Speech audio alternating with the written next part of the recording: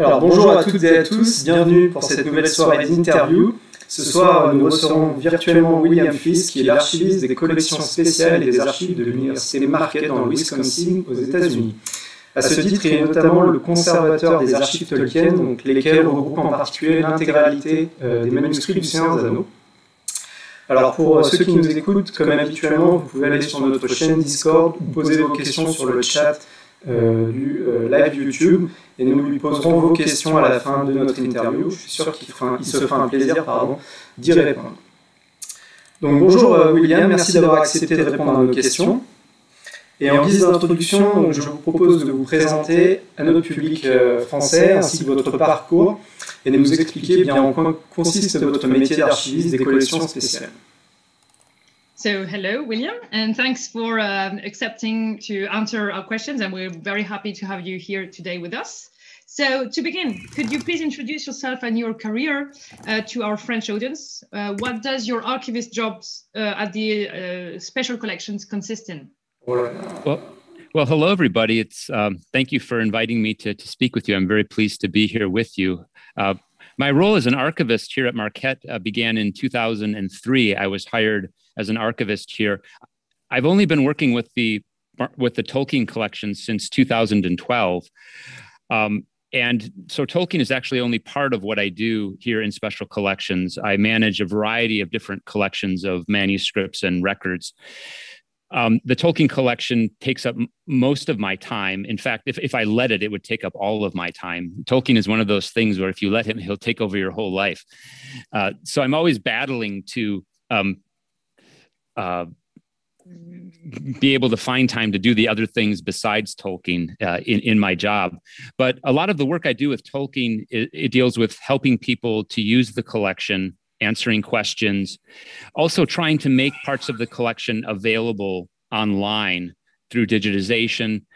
And then also, because of the copyright situation, we can't just put the manuscripts up online. You have to come to Marquette to do the research. So I've been trying to work with the manuscripts to make them more accessible to people who come to Marquette to do research. Bonsoir, donc merci de m'avoir invité. Donc je suis archiviste des collections à Marquette depuis 2003. J'ai été embauchée en 2003, mais je ne travaille avec les collections Tolkien que depuis 2012.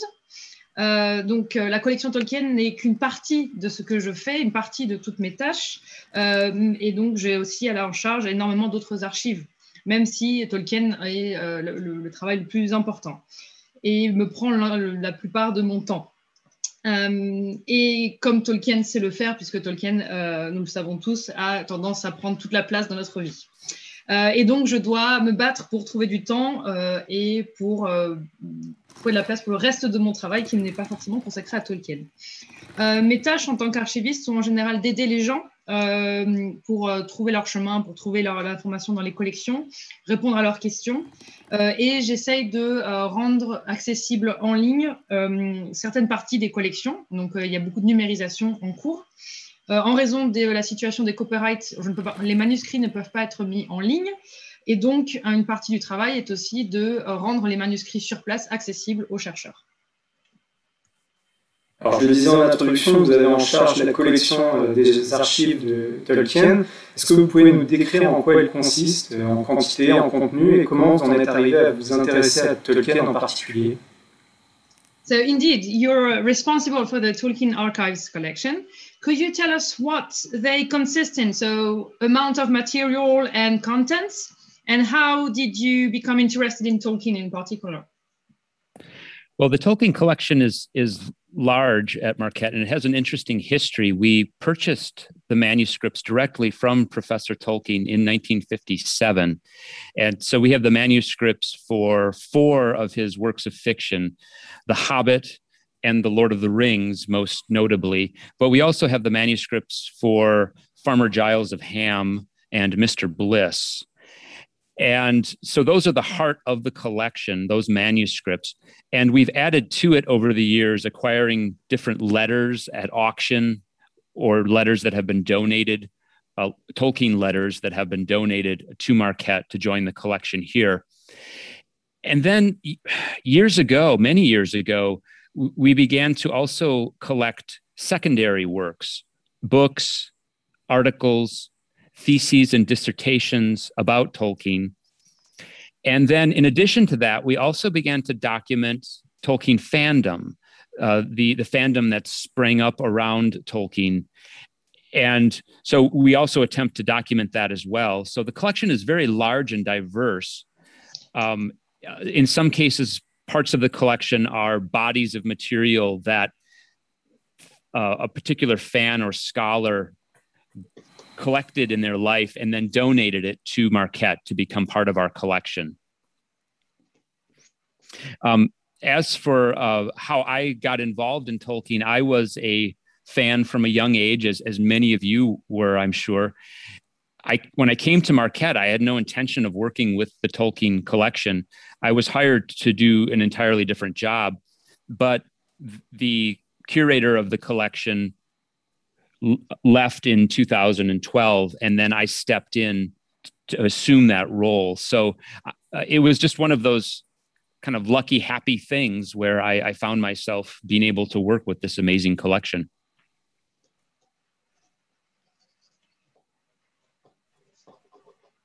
La collection Tolkien est extrêmement importante et a une histoire assez intéressante. Les manuscrits ont été directement achetés à Tolkien en 1957, enfin, certains manuscrits. Donc, principalement, notre collection est constituée de 4 œuvres de fiction. Donc, les manuscrits du Hobbit, du Seigneur des Anneaux, de Fermier Gilles de Ham et de Monsieur Merveille. Et donc, il s'agit du cœur de collection. À cela se sont ajoutées au fil des années des lettres que nous avons achetées ou qui nous ont été données, offertes.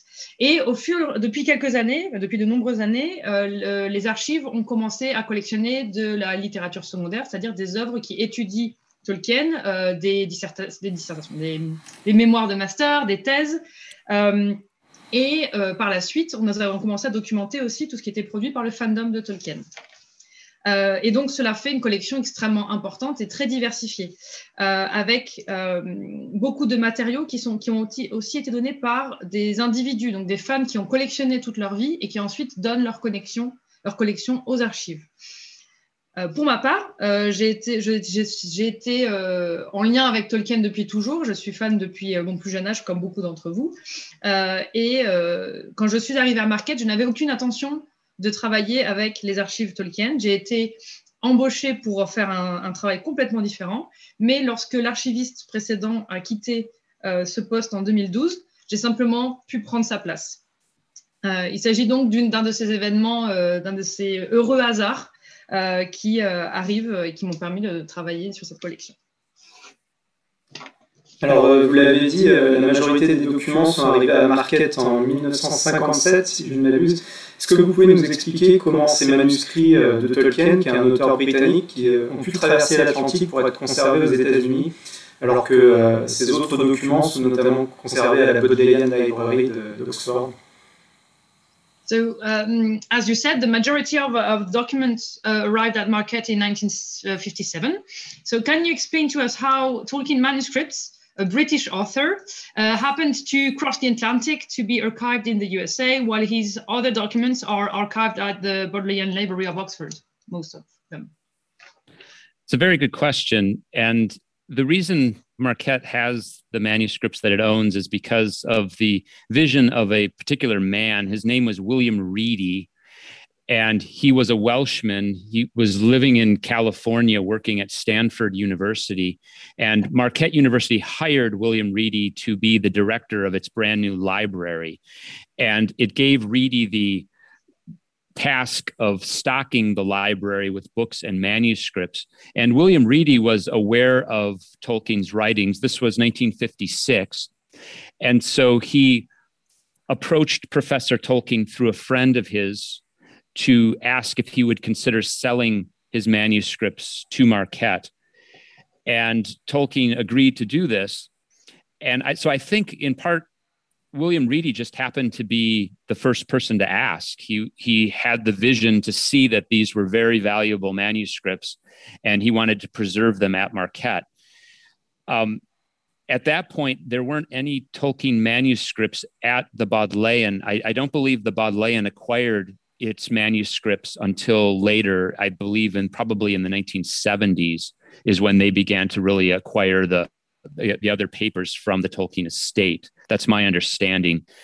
The Marquette, in a way, it was a sale of manuscripts from Marquette. They purchased the manuscripts from him, so it was a sale. We wanted to buy a certain set of manuscripts, and that's what we got. So that's all that Marquette has. As a professor, a former professor at Oxford, I think Tolkien, for the rest of his papers, naturally looked to Oxford as the home for his collection.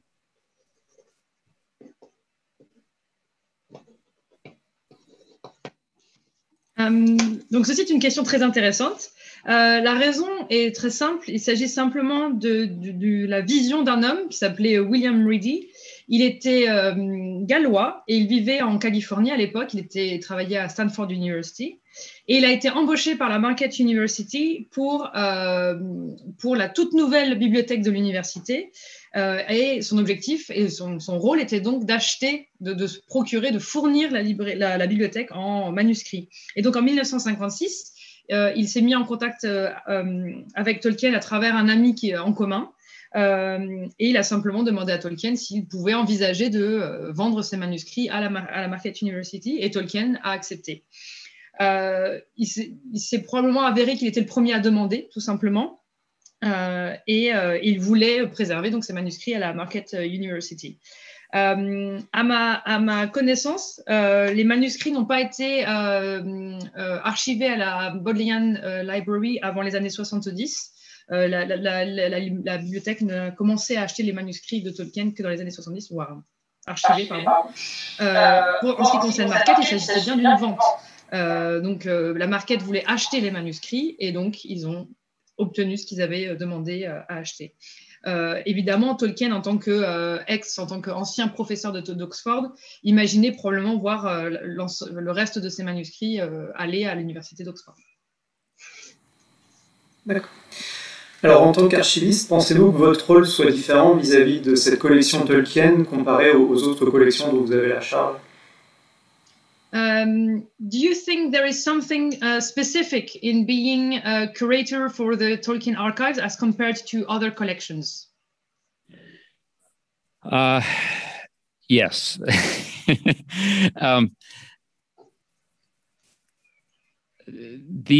A lot of the collections that we deal with are modern collections, which are very big. There's lots of records, lots of information. And in comparison to those, the Tolkien manuscripts are a kind of a small collection, but they attract a great deal of intense interest. The Tolkien manuscripts here are almost, the comparison I would use would be like medieval manuscripts in the sense that medieval manuscripts are studied very closely. They're very precious. And that's the way that the Tolkien manuscripts are. There's a lot more time and effort put into the Tolkien manuscripts than there would be for any other collection in an archives.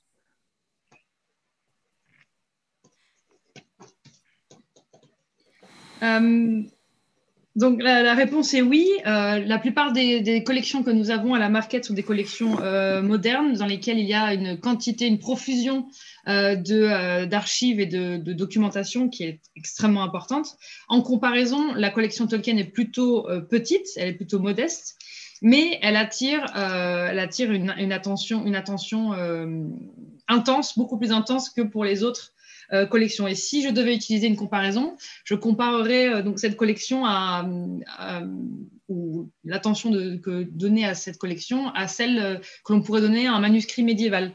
Ce sont des textes, enfin des documents qui sont étudiés avec beaucoup de précision, avec cette sensation de quelque chose de précieux. Et il y a beaucoup plus de temps et d'efforts qui sont consacrés à la collection Tolkien que toutes les autres collections dans les archives. Alors, la majorité de ces archives ont été publiées, en particulier dans la série de l'Histoire de la Terre du Milieu par Christopher Tolkien et l'Histoire du Hobbit par John Radcliffe. Mais reste-t-il des documents inédits ou des projets pour les publier, pardon? So most of these archives have been published. So in particular, the series The History of Middle-earth by Christopher Tolkien and The History of the Hobbit by John Ratcliffe. But is there unpublished material still and publishing projects for these texts? Yeah, those books have published a lot of the manuscript material. John Ratcliffe's work, particularly with The Hobbit, is very thorough. The History of Middle-earth was written, at least certain volumes of it were written based on Marquette's collection. But Christopher Tolkien was selective in what he chose to put into the collection. He didn't transcribe everything in those books. John Ratcliffe, actually, who you mentioned, he has been helping me in the reprocessing of the Lord of the Rings manuscripts. And he estimates that Christopher Tolkien probably only transcribed maybe 40% of Marquette's manuscript collection into those volumes. So there's a lot of manuscripts that people have, that scholars haven't actually seen widely. And so I think there is still value in those collections for researchers. There aren't necessarily any new stories or new like lost chapters of the books that have never been seen. There's nothing like that, but there are different versions and different drafts that haven't necessarily been examined very closely. And so my hope is to help get the collection to a point where it's much more easy to work with and much more easy to study and to understand.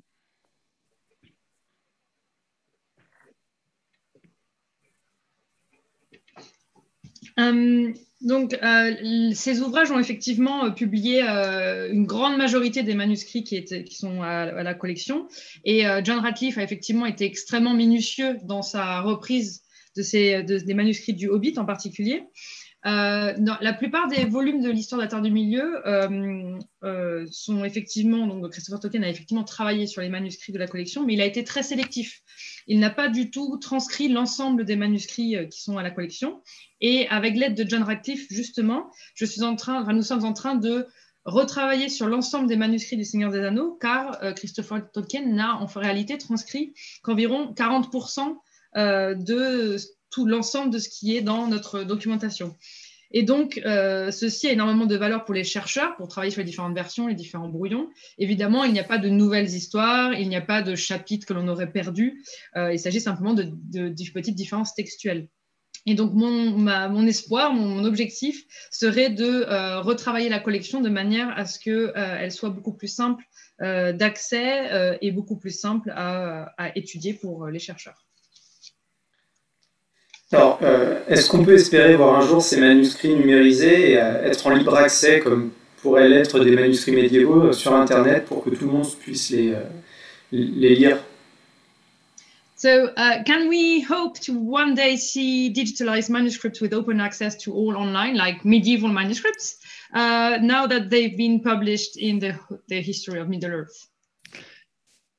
That's entirely up to the Tolkien estate, because they own the copyright to the manuscripts. When Marquette acquired the manuscripts, it purchased them. It purchased the physical manuscripts, but it didn't purchase the copyright to them. The intellectual property is retained by the Tolkien estate. So we can't publish either online or in paper form any of the manuscripts without the permission of the estate. Personally, I would love to see everything just made available online. I would love for people to be able to remotely study this collection rather than having to come to Marquette to do it in person. But it's not my decision, and I don't know if the estate's position will ever change on the open access to the manuscripts.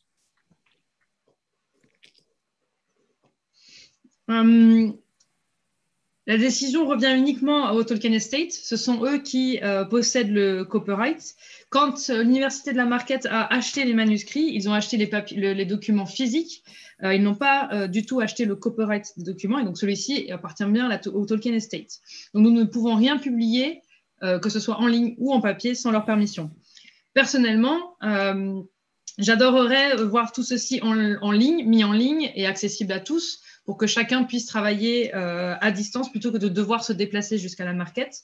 Mais évidemment, cela ne relève pas de ma propre décision et je ne suis pas certain que le Tolkien Estate changera d'avis de sitôt. Alors, autre sujet, plus récemment, récemment nous avons pu assister à la grande exposition Tolkien de la Bibliothèque nationale de France, où de nombreux documents issus de vos archives étaient exposés. Pouvez-vous nous expliquer quel a été votre rôle dans le choix de ces manuscrits? So recently we've been able to visit the great exhibition on Tolkien at the Bibliothèque nationale de France, where a lot of documents coming from your archives were exhibited.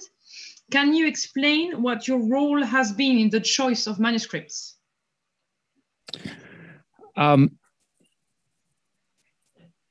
So for that exhibition, which I was so happy to be a part of and to help out with. I mean, Marquette was very pleased to be able to participate in that wonderful exhibition at the BNF. My role was to assist in the selection of the manuscripts. Vincent Ferré came and visited Milwaukee and did some initial selections, and then there were some additional selections of the manuscripts that happened. So my role was to help coordinate the loan of those manuscripts, providing information about the individual manuscripts, the likely creation dates for the manuscripts, and then coordinating with the registrar and the other staff at the BNF to get the manuscripts shipped over to Paris for that event.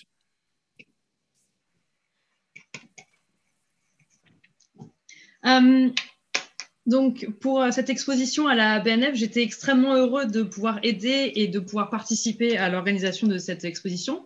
Mon rôle a été d'aider, de contribuer à la sélection des documents. Donc, Vincent Ferré est venu à la Marquette University, s'est déplacé pour faire une première sélection. Mais ensuite, j'ai donc pu participer en participant aux sélections complémentaires, disons. Et donc, mon rôle a ensuite été de coordonner l'ensemble du processus de prêt entre les archives et la BNF, et donc aussi de donner des informations sur les différents manuscrits, comme la date, par exemple, d'écriture, etc. Et j'ai donc été le coordinateur entre les archives ici et le personnel de la BNF pour tout ce qui était, par exemple, l'envoi et l'emballage et l'envoi physique des objets jusque Paris. Et à titre personnel, quel a été votre avis sur cette exposition? So personally, what did you think of the exhibition? It was amazing, absolutely amazing. I knew it was going to be big. I knew that it was a very large space that had to be filled with manuscripts. And I was amazed at the large number they had requested from us. I think it was 79 items that we loaned. I thought, wow, this is a lot of items to request, but the space needed it. It was enormous. I thought the way it was presented was wonderful. I liked especially the way the tapestries were integrated into the exhibition as well. I was able to go through it one time the opening night, but that was very rushed because there were other social things going on. But then I was able to visit again before I left Paris. And I would have loved to have gone a third and fourth time just to try to take it all in.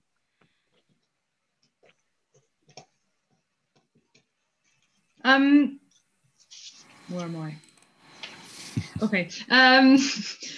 Donc, je l'ai trouvé absolument extraordinaire. Je savais qu'elle allait être...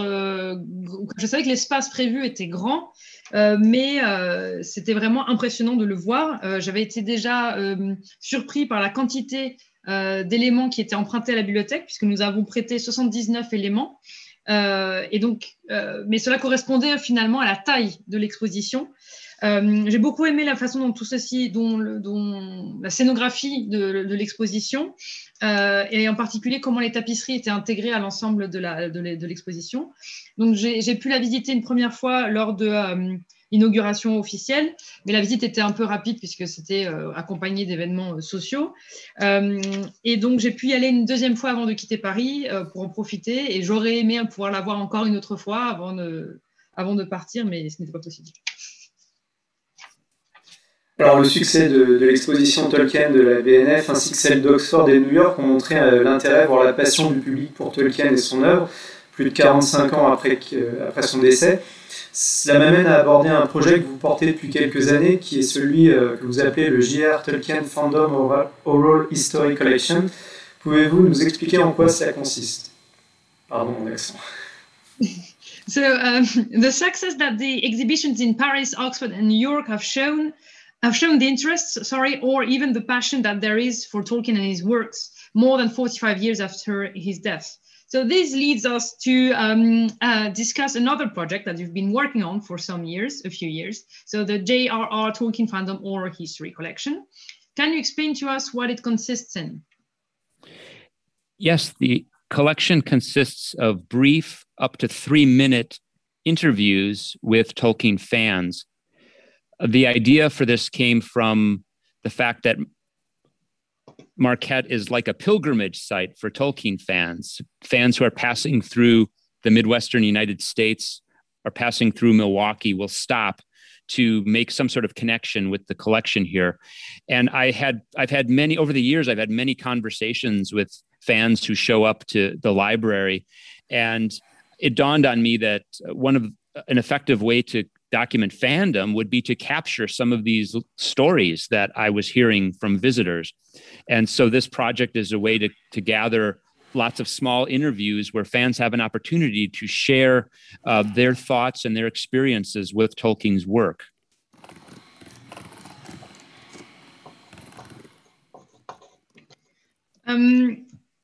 Donc le principe est de voir des interviews de fans extrêmement courtes, donc d'un maximum de 3 minutes. Et l'idée est venue du fait que la Marquette est presque un lieu de pèlerinage pour les fans de Tolkien, ceux qui par exemple sont en voyage dans le Midwest ou ceux qui viennent visiter Milwaukee. Et donc au cours des nombreuses conversations que j'ai eues avec des fans, l'idée m'est venue que simplement ce serait une manière que toutes ces histoires de visiteurs pourraient devenir une manière de documenter le fandom de Tolkien. Et donc, l'idée est venue de rassembler toutes ces histoires et de permettre aux fans d'avoir une opportunité de partager leur expérience et leur amour pour l'œuvre de Tolkien. Alors, combien vous avez enregistré déjà de personnes jusqu'à présent? So, how many have you recorded up to now? So, my goal with the project is 6,000 interviews. That's my goal. And I chose that number because that's the number of Riders of Rohan that Theoden leads to Minas Tirith. So I had this vision of a great host of fans, one fan for each of the Riders of Rohan. Now, I made that decision with my heart and not with my head because I realized that it's an insanely large number of interviews to gather. So what I've been doing is slowly building the collection in AOREDs, companies of 120 interviews. And so when I complete an AORED, I will put it up on the site and start on the next one. In the next couple weeks, I will be putting the fifth AORED up onto the site. So I will have reached the number 600. So I will be 10% of the way there. Mon objectif initial était de rassembler 6000 entretiens. J'ai choisi ce chiffre car cela correspond au nombre de cavaliers du Rohan quand ils se dirigent vers Minas Tirith. Et donc, il s'agissait donc d'une armée de fans en quelque sorte. J'ai pris cette décision avec mon cœur plutôt qu'avec ma tête. Et j'ai réalisé ensuite à quel point cela consistait à un chiffre monumental. Et donc, la collection se construit petit à petit. Et donc, je l'ai divisée en néoreds. Cela correspond à donc 120 cavaliers du Rohan. Et donc, je les mets en ligne à chaque fois que je peux regrouper une néored. Dans les prochaines semaines, je vais pouvoir mettre en ligne le 5e néored, ce qui correspond donc à environ 600 interviews et donc 10% du total estimé. C'est pas mal.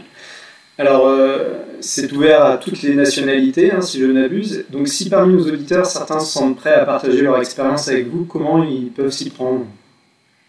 So we think it's open to everyone. So if among our audience tonight, some feel like sharing their experience with you, how should they proceed?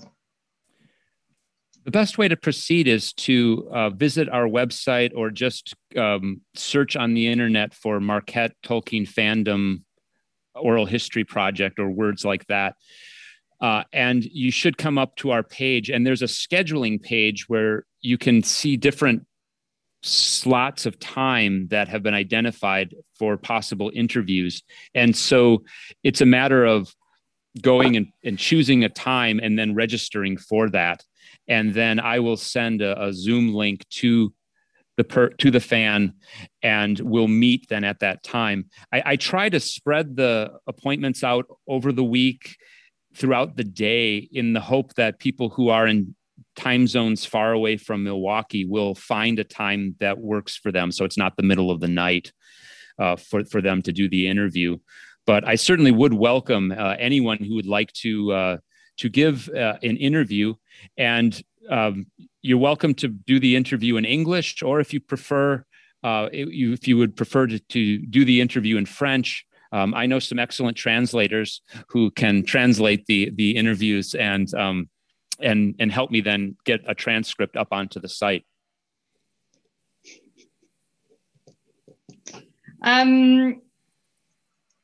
Donc, la meilleure solution est de vous connecter sur notre site web ou de taper simplement Marquette et Tolkien Fandom ou Oral History, par exemple, donc histoire orale. Et vous devriez pouvoir trouver donc notre page de notre calendrier, en fait, sur lequel sont indiqués des créneaux. Vous pouvez donc choisir un horaire et vous inscrire. Ensuite, je vous envoie un lien Zoom pour nous voir à l'horaire défini. Les horaires sont répartis sur l'ensemble de la semaine et sur des créneaux horaires assez larges, dans l'espoir que cela puisse permettre à des gens dans des fuseaux horaires, très différents pour pouvoir se connecter sans que ce soit forcément le milieu de la nuit pour eux. Et donc évidemment, je serais ravie d'avoir des interviews de gens du monde entier. Vous pouvez les faire en anglais ou en français. Et donc, du coup, il y a des gens pour les traduire. En l'occurrence, c'est moi. Merci. Alors, sur les interviews que vous avez déjà récoltées, trouvez-vous des points communs entre les différents témoignages, des choses qui vous ont surprises? So, among the interviews you've already done, are there common points between them and any elements that surprised you? Yes, there are a lot of themes and patterns that I've seen develop in the interviews. I haven't really studied it quantitatively. I've listened to all the interviews, so a lot of my thoughts are impressions at this point. But I do see some common themes that cross over from different interviews. There are some things that have surprised me. I'm surprised at the split between male and female is like 50% among the interviewees. At least here in the United States, in my generation, there was always a perception that Tolkien was a writer for boys. But so it's wonderful to see that half of the fans, of the 600 fans who've responded to this collection so far, are female. So that's been a surprise. I see some common ways in which people connect with Tolkien. Family members are very important. There are many people who are introduced to Tolkien by their family members, and then they in turn plan to pass Tolkien on to their own children. Teachers play a very important role. Many people point out how they connected with Tolkien because they had a teacher in their past who introduced them to the story when they were in school. So that's another common theme. I'm amazed at, well, is that enough for an hour? Should I keep going? You can keep going if you want. It's fine. Okay. I'm amazed at how many people connect with Tolkien on a very deep emotional level for a variety of reasons. He's really helped people get through a lot of different things in life, a lot of trials, a lot of hardships, through the death of loved ones, through struggling with mental health, with depression, with addiction, struggling with bullying, struggling with being an outsider. And he's provided an escape and a comfort and a way for people to cope with these difficulties. It's very powerful. And I think of all the words that show up in this, I haven't studied this quantitatively, but I'm guessing that probably the most commonly used word in all the interviews is hope. He provides hope for people in so many different ways. So just personal comment here. What you're saying is just the direct line of all my hypotheses in my thesis.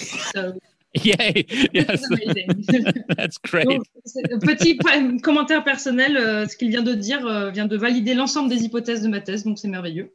Je reprends la traduction.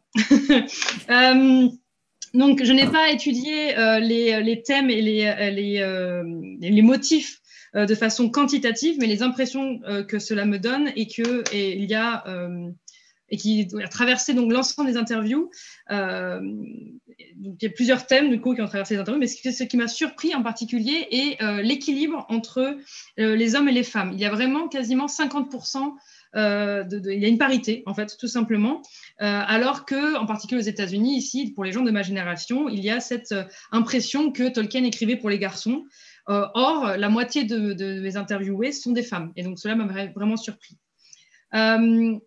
Ensuite, ce qui est intéressant, c'est le fait qu'il y a des manières similaires d'arriver à Tolkien, avec beaucoup de gens qui parlent du rôle des membres de leur famille et du fait que donc, cela leur vient de leur famille et qu'ils souhaitent le transmettre à leurs enfants. Beaucoup parlent aussi du rôle d'un enseignant à l'école qui les aurait présentés, introduits à Tolkien. Ensuite, j'ai été impressionnée par la quantité et l'intensité de l'émotion, de l'investissement émotionnel pour des raisons souvent liées à des moments très difficiles dans la vie, à des épreuves extrêmement difficiles. Les gens disent avoir été aidés par Tolkien lorsqu'ils luttaient ou étaient dans des situations difficiles liées à des deuils, à des décès, à des maladies psychiatriques, à des addictions, à la dépression ou le harcèlement, ou simplement dans le fait d'être des personnes différentes des autres. Et donc, il est vraiment impressionnant de voir que Tolkien, pour toutes ces personnes, est une manière de tenir le coup, une manière puissante de vraiment tenir le coup. Et le mot qui revient le plus, l'impression que j'ai, est qu'il s'agit du mot espoir. Vous avez un petit peu commencé à répondre à la question suivante, qui était comment analyser le succès de Tolkien à la lumière de ces témoignages. So you've sort of touched on the next question, which is how do you analyze Tolkien's success in light of these testimonies?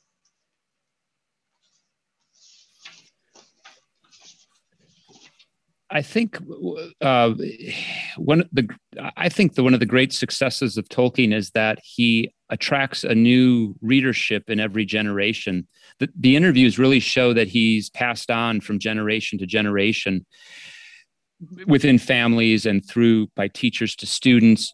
And that's not the case for a lot of writers. I like to call Tolkien a transgenerational author. He seems to be able to leap from generation to generation and remain popular. There are many authors in history who were very popular at the time they wrote, very, very popular, but nobody remembers them now. Nobody reads them now. They're forgotten. And there's something about Tolkien, and I think it comes through in these interviews, that keeps drawing people to him. Once people come into contact with Tolkien, they make a connection with him, and he becomes very important to them.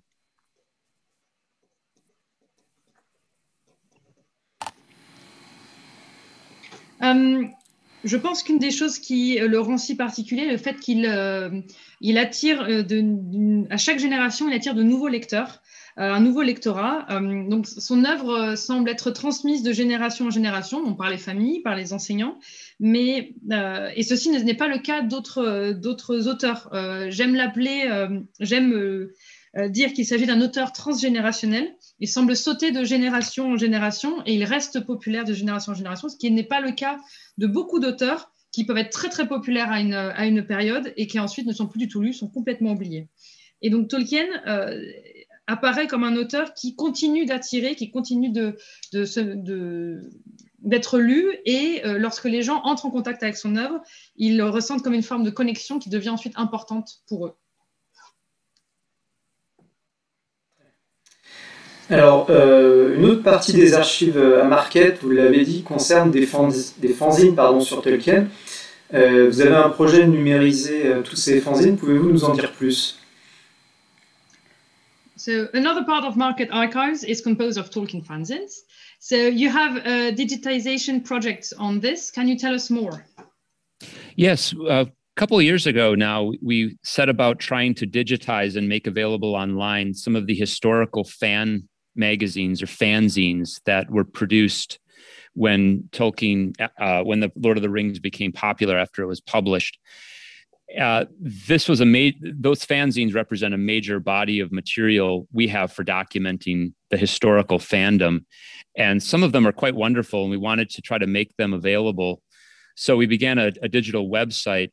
The project, like so many other things, has been affected by the pandemic and affected by budget cuts and that sort of thing. So I'm still hopeful we can continue adding to it, but there hasn't been anything added to it recently. There just hasn't been the time or resources to put into it. But we would like to try to publish as many of these as we can, because they are a wonderful resource, and they're not something that Tolkien fans can easily get a hold of.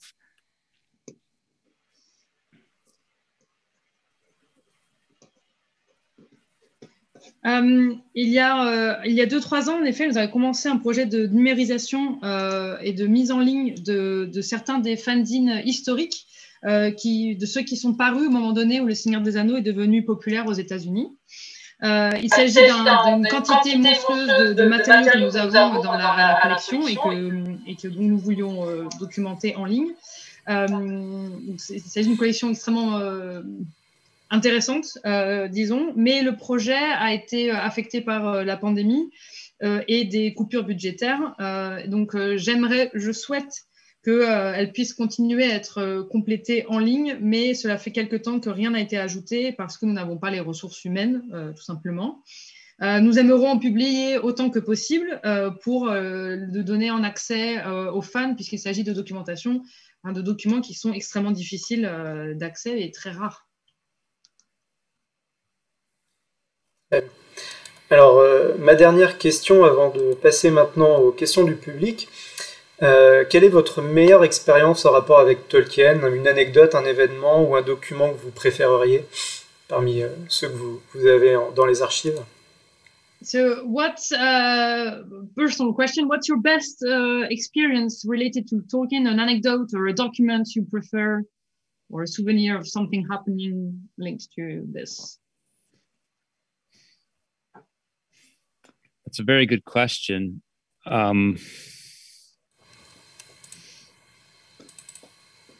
There are so many wonderful manuscripts in the collection. I don't know that I could pick a favorite. It's something that where it changes. I'll really like one manuscript for a while, and then I discover something new, and I'll want to, that'll become my favorite. There was one that the BNF selected for the exhibition, which was a page of doodles that Tolkien made early in the writing process for The Lord of the Rings. And I really like that one because his playfulness and comes through his love of drawing, his ability to write, as a calligrapher, to write letters.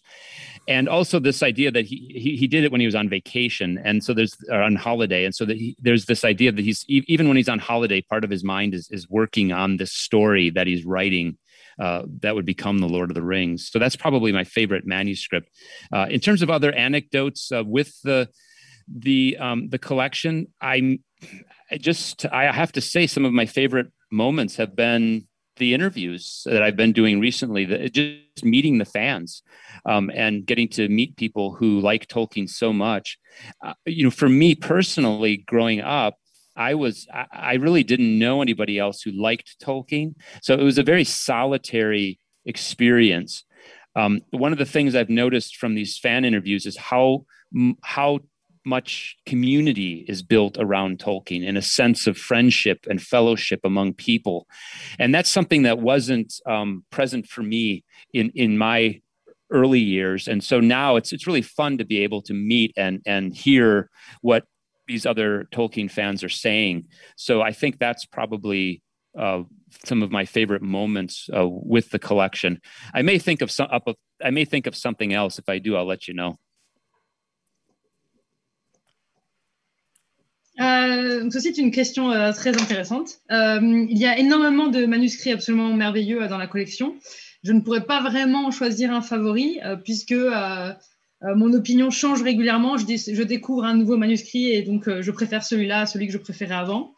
De ceux qui étaient exposés à la BNF, mon préféré est probablement celui où Tolkien avait griffonné sur une page, avait griffonné, fait des petits dessins au tout début de la rédaction du Seigneur des Anneaux.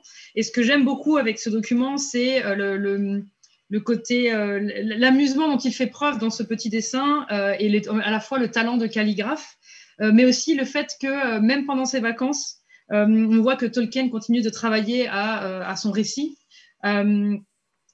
Autrement, un de mes moments favoris sont vraiment les interviews, le fait de rencontrer tous ces fans, tous ces gens qui aiment Tolkien. Moi-même, en grandissant, je ne connaissais pas d'autres fans, c'était une expérience de lecteur solitaire. Et ce que j'ai remarqué, c'est à quel point la communauté, que les fans se construisent, vraiment cette fraternité, qui n'était pas présente pour moi dans mes premières années, dans mes jeunes années, l'est aujourd'hui pour ces fans. Et donc, j'ai énormément de plaisir aujourd'hui à rencontrer et écouter ces fans et partager des moments avec eux. Donc, c'est tout ce qui me vient à l'esprit, mais si j'ai quelque chose d'autre qui me revient, je vous le dirai. Très bien. Bien, merci William. Je vous propose maintenant d'aborder les quelques questions du public. Alors, le public, vous pouvez encore poser vos questions soit dans le chat YouTube, soit sur notre channel Discord, si vous en avez.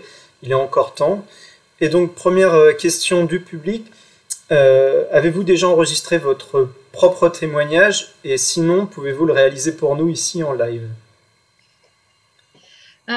So first question from the audience. Have you recorded your own testimony?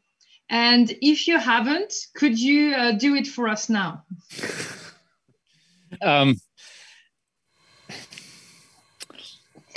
So I have not added it. My plan is to do the last one. So I'm going to do number 6,000. I don't know if I'll live long enough to see that, but if I do, that's when I'll do my interview.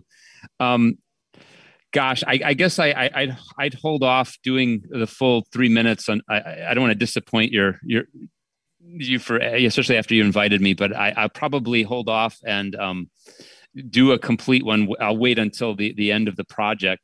But I think that ultimately when I do it, it's going to echo a lot of the themes I've been hearing in the interviews as we go along. I mean, one thing I would mention that's really struck me is how important the internet has been to Tolkien fandom. I mean, it allows us to have our meeting here, but I mentioned before how Tolkien for me was a very solitary thing growing up.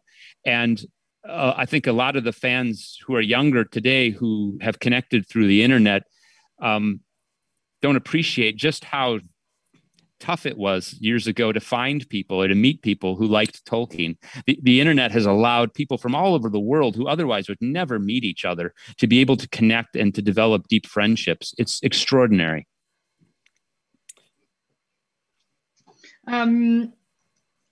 Alors non, je ne me suis pas encore enregistrée. Mon but est d'être la toute dernière entrevue. Je veux être le 6 000e fan à être interviewé. Même si je ne sais pas si je vivrai suffisamment longtemps pour voir cela. Et donc, sans vouloir vous décevoir, je préférerais garder mes 3 minutes d'interview pour ce moment-là, pour la fin du projet.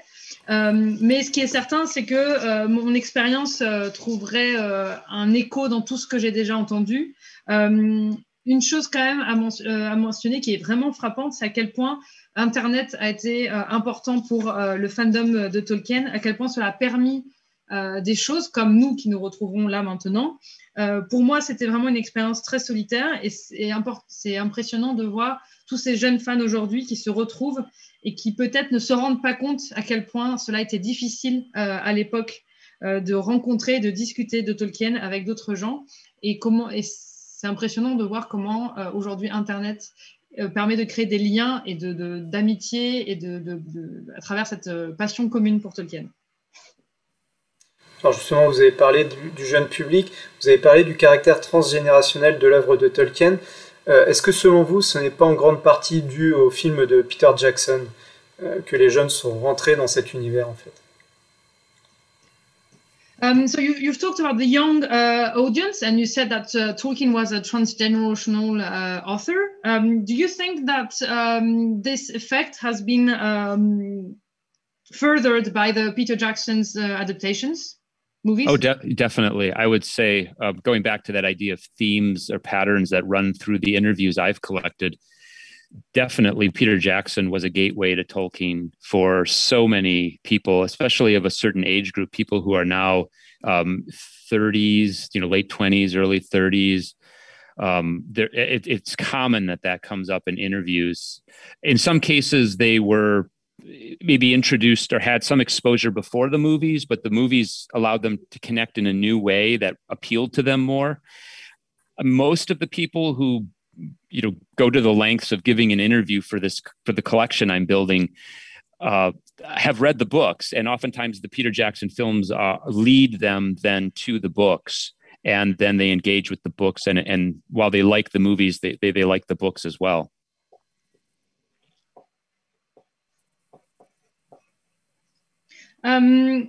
Oui, complètement. Un des thèmes que l'on retrouve aussi dans les interviews, c'est à quel point Peter Jackson a été un point d'entrée à la découverte de l'œuvre de Tolkien, en particulier pour la génération de fans qui est aujourd'hui entre 20, qui est à la fin de la vingtaine, au début de la trentaine. C'est vraiment un point commun de cette génération. Ils ont parfois été en contact avec l'œuvre de Tolkien avant de voir le film, mais les films leur ont permis de connecter à l'œuvre d'une nouvelle manière et à créer une nouvelle attraction pour l'œuvre. Et c'est intéressant de voir que beaucoup des gens qui prennent la peine de venir faire des interviews ont d'abord découvert Tolkien à travers les adaptations de Peter Jackson et ensuite lit les livres, et qu'aujourd'hui, ils apprécient tout autant les livres que les films. Autre question, vous avez abordé l'aspect émotionnel des lecteurs et le fait que les écrits de Tolkien peuvent les aider dans des moments difficiles de leur vie. Est-ce que vous pensez que ça peut être lié à la foi catholique de Tolkien? So you've talked of the emotional role that Tolkien's work played for people, especially in very tough times for them. Do you think this can be explained by Tolkien's Catholic faith? I think that definitely comes into play. There are a number of fans who make direct reference to his religious faith as well in their interviews. That in that way he's been uplifting. I mean, a lot of people comment that they'll compare Tolkien with his friend C.S. Lewis, who was also it wasn't a Catholic but was a Christian, where Lewis is very heavy-handed. He hits you over the head sometimes, it seems, with the theological religious aspects. And Tolkien's more subtle. He's not direct. He kind of gives a message and conveys ideas, but not in a heavy-handed way that appeals to a lot of people. But I think his Catholicism, had to influence his works, and the virtues and the ideas that come through in the stories, I think personally, a lot of that, I believe came from that aspect of himself. But you don't have to be Catholic or a practicing Catholic to enjoy Tolkien's works. There are many of the interviews, people who say, I have no interest in religion whatsoever, but I really connect with this work on a almost a spiritual level.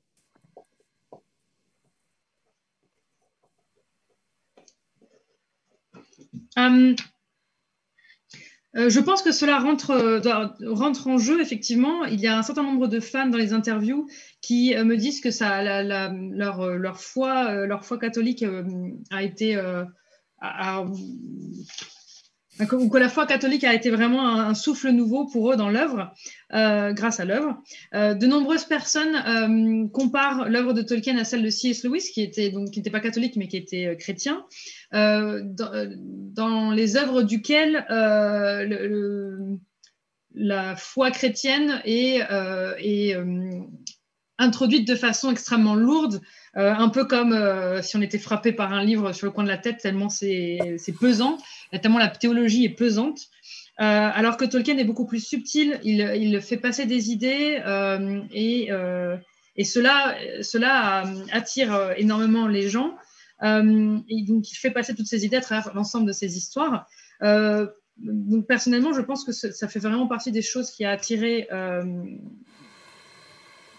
Sa foi fait partie des choses qui ont vraiment attiré les gens, mais ce n'est pas uniquement... ça n'attire pas uniquement des gens qui sont religieux, puisque de nombreux interviewés aujourd'hui disent qu'ils n'ont absolument aucun intérêt pour la religion, mais que l'œuvre de Tolkien les touche d'un point de vue spirituel. Très bien. Et puis donc, pour terminer cette interview, parce qu'on voit qu'on commence à fatiguer au niveau de la traduction, on va faire les deux dernières questions qui sont liées l'une à l'autre. Tout d'abord, donc, quel est le livre de Tolkien que vous appréciez le plus et pourquoi? Et est-ce qu'il y a un conte ou un moment particulier dans un de ces livres que vous appréciez en particulier? Et pourquoi? What would be your favorite book of Tolkien? And in such a book, what would be the favorite passage or moment and why? Wow, that's a big question. It might change depending on what day of the week it is. But today, I would have to say I've always loved the Silmarillion. I discovered it when I was a teenager, and it really became a very important book to me. So I would say that's probably my favorite. In terms of passages within there, there's so many great ones. I mean, the death of Fingolfin, Beren and Luthien, parts of that story. Probably, though, the Ainulindale, the creation myth at the beginning, I think, is probably my favorite. I find that, as I'm getting older, I am drifting more towards maybe liking The Lord of the Rings more than the Silmarillion. I haven't completed the journey yet, but I find as I get older, I'm connecting more with a lot of the kind of the wisdom of characters like Gandalf and Elrond, and reading about people like Tom Bombadil, who when I was little, I was bored of him. I didn't know what to make of him, but now I really like him as an adult reading the stories. So I guess I'd say it's still at this point, probably the Silmarillion would be my favorite of his books. Donc ceci est une question extrêmement, une question majeure à laquelle la réponse pourrait être différente d'un jour à l'autre de la semaine, mais je répondrai tout de même le Silmarillion. Je l'ai lu en tant qu'adolescent et donc pour moi c'est un livre extrêmement important. Si je devais citer quelques passages, je mentionnerais la mort de Fingolfin ou quelques extraits de l'histoire de Beren and Luthien. Mais peut-être que mon favori est tout de même l'Ainulindale, le moment de la création de l'univers. En vieillissant, j'apprécie de plus en plus Le Seigneur des Anneaux. Je n'ai pas encore fini la transition vers cette œuvre, mais j'apprécie de plus en plus la sagesse de certains personnages comme Gandalf ou Elrond. Et j'apprécie plus le personnage aussi de Tom Bombadil qui m'ennuyait en tant qu'adolescent, mais qui aujourd'hui m'intéresse beaucoup plus en tant qu'adulte.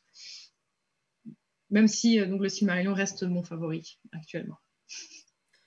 Très bien. Eh bien, merci beaucoup, William. C'était vraiment très intéressant. J'espère que ça s'est bien passé de votre côté. Je m'excuse auprès du public pour les quelques déboires techniques qu'on a pu avoir. Merci Laura pour ta traduction. Et voilà. Merci à vous. Bonne soirée. Et puis, bye bye.